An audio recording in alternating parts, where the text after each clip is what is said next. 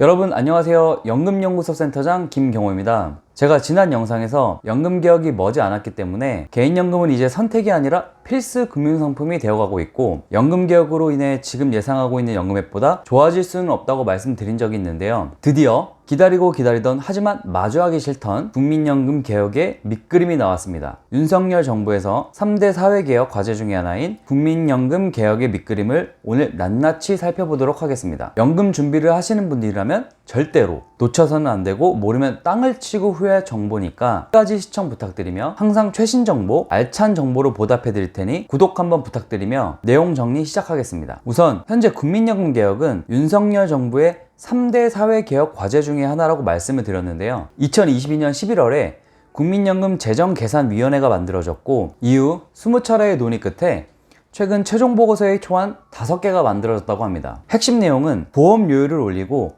소득 대체율도 올리고 연금 수령 시기를 늦추자는 내용까지 나오고 있는 상황이라고 합니다. 올해 초에 연금 수령 시기를 2년 늦추겠다는 프랑스 연금 개혁으로 그 아름답던 프랑스 파리가 불바다로 변했었는데요. 우리나라의 국민연금 개혁으로 앞으로 불꽃 튀는 논쟁이 펼쳐질 것 같습니다. 여론이 어떤 반응을 보일지 벌써부터 걱정되는데요. 물론 확정된 내용은 아니기 때문에 조금 더 지켜봐야 할 필요가 있을 것 같습니다. 그래도 핵심 내용인 보험료율과 소득 대체율, 연금 수령 시기에 대해서 조금 더 자세히 정리를 해드리고 5가지의 시나리오를 정리해 드리도록 하겠습니다. 먼저 첫 번째로 보험료율 인상에 관한 내용입니다. 보험료율 인상이 무슨 말이냐면, 여러분들의 소득에서 현재 9%가 국민연금을 받기 위해 연금보험료로 빠져나가고 있습니다. 4대 보험에 가입되어 있으신 분들은 사업주가 4.5%를 부담하고 개인이 4.5%를 부담하고 있는 형태로 되어 있고, 이외의 가입자들은 9%를 전액 본인이 부담하는 구조로 되어 있죠. 예를 들어 현재 연봉이 3,600만 원이라면 급여가 300만 원 정도일 것이고, 여기서 4.5%의 보험료 13만 5천 원이 연금 보험료로 빠지고 있다는 얘기인데요. 만약 보험료율을 현행 9%에서 최대 18%까지 올리게 된다면 사업주가 9%, 개인이 9%를 부담하게 되겠죠? 그럼 보험료가 13만 5천 원에서 27만 원이나 빠지게 된다는 것입니다. 이외의 가입자는 전액 본인 부담이니까 27만 원에서 52만 원으로 늘어나게 되는 것이죠. 이해가 되시죠? 두 번째로 소득 대체율이라는 말이 나오는데요. 소득 대체율은 개인이 생애 평균 소득의 몇 %가 되는지를 보여주는 비율을 말하는데요. 연금이 가입되어 있던 기간의 평균 소득을 현재 가치로 환산한 금액 대비 연금 지급액을 말합니다. 대충 무슨 말인지 이해가 되시나요? 이게 현재는 40%로 설정이 되어 있는데요.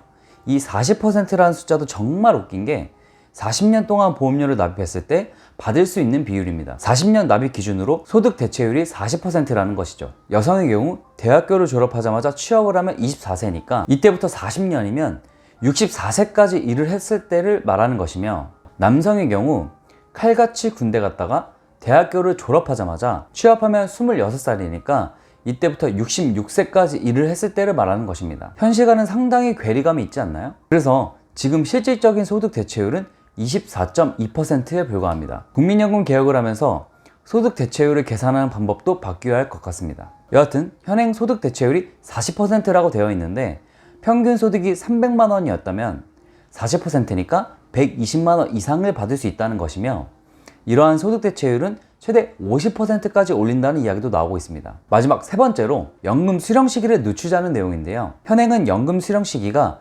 65세로 되어 있습니다. 여기서 조기 수령으로 60세부터 받을 수 있으며 연기 수령으로 70세부터 받을 수도 있죠. 여하튼 기준은 몇 세다? 65세입니다. 이 기준이 되는 연금 수령 시기를 65세에서 최대 68세로 늘려야 한다는 이야기도 나오고 있습니다. 자, 그럼 용어에 대한 풀이가 끝났으니 5가지 시나리오에 대해서 한번 정리를 해보겠습니다. 첫 번째로 소득 대체율 인상안으로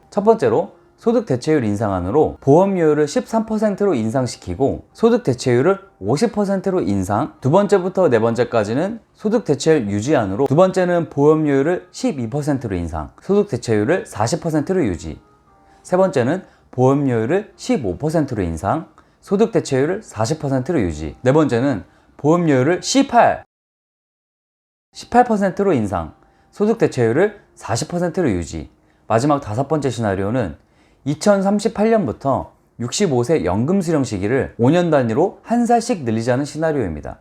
최대 68세까지 늘리는 시나리오가 있었습니다. 국민연금 고갈에 대한 이슈가 너무나도 심각하기 때문에 언젠가는 국민연금 개혁을 해야 한다는 걸 당연히 알면서도 개혁안으로 나온 5가지의 시나리오를 보고 있자니 마음이 참 답답한 심경인데요. 여러분들은 어떻게 생각하시나요? 정부는 재정계산위원회에 국민연금 제도 개선 방안을 기초로 정부 최종안인 제5차 국민연금 종합운영개혁안을 만들어 국무회의를 거치고 10월 중에 국회에 제출할 계획이라고 합니다. 국민연금 개혁이 정말 머지 않았다는 것이죠. 개인적인 희망사항으로는 불가능하다는 걸 알지만 운영적인 면에서 불안한 마음을 가지고 있는 국민들에게는 국민연금과 개인연금 둘 중 하나를 선택할 수 있도록 개정해준다면 너무나도 좋을 것 같습니다. 개인연금을 가입하면 국민연금을 가입하지 않아도 되는 것이죠. 여하튼 머지않은 국민연금 개혁으로 계속해서 뜨거운 이슈가 될 것 같은데요. 추가되는 내용이 있다면 또 한번 정리를 해서 올리도록 하겠습니다. 오늘도 끝까지 시청해주셔서 감사드리고요. 구독하시고 좋은 정보 받아가세요.